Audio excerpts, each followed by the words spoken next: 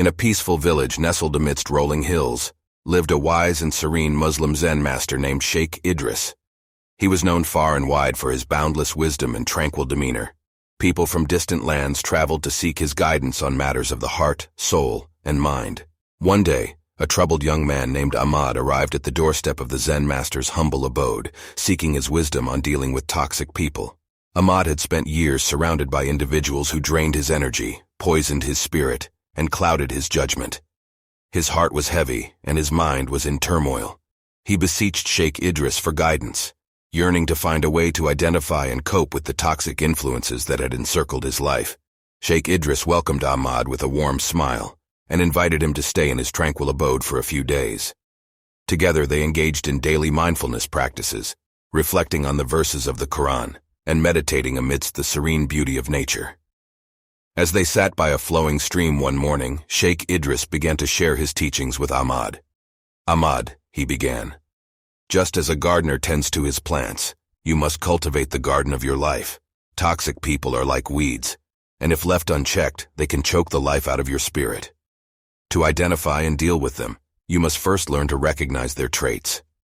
He continued, "Toxic people often carry negativity with them wherever they go. They are quick to criticize, complain, and sow discord. They drain your energy and hinder your growth. But remember, the way to deal with them is not to confront them with hostility, but to shield yourself with the armor of compassion and wisdom."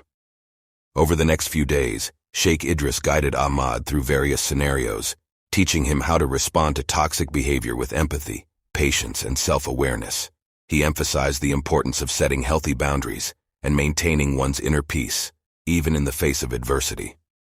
As their time together drew to a close, Sheikh Idris shared a profound story with Ahmad. In a distant village there lived a generous and kind-hearted woman named Amina. Her compassion knew no bounds, and she dedicated her life to helping others. One day, a man named Khalid arrived in the village. He wore a cloak of deceit and manipulation, preying on the villagers' vulnerabilities. Khalid's toxic influence began to spread like a poison, turning friends against each other and sowing seeds of discord. Amina, with her keen intuition, sensed the darkness that lurked within Khalid. Yet, she did not confront him with hostility. Instead, she invited him into her humble abode and offered him a warm meal. In the weeks that followed, Amina shared her stories of kindness and the transformative power of love. Khalid's heart, hardened by years of negativity, began to soften. He realized the error of his ways and started to mend the relationships he had fractured. Through Amina's unwavering compassion, Khalid's toxic nature was transformed. The villagers marveled at the miracle that had taken place, and the village flourished with unity and harmony once again. As Sheikh Idris concluded the story, he turned to Ahmad with a gentle smile. "Remember, Ahmad, the greatest power you possess is the power to change hearts through love and understanding. Identify toxic people not as adversaries, but as wounded souls in need of healing. By emanating compassion and wisdom, you can inspire transformation." Ahmad's eyes welled up with tears as he embraced Sheikh Idris. "Thank you, Master, for showing me the path of serenity and enlightenment. I will carry your teachings with me, and I shall strive to cultivate my own tranquil heart just as you have." Months passed, and Ahmad returned to his village, a changed man. He applied Sheikh Idris's teachings diligently, approaching toxic individuals with empathy and compassion. Slowly but surely, he began to witness remarkable transformations. As toxic behavior was met with understanding and kindness, it wilted away, replaced by harmony and unity.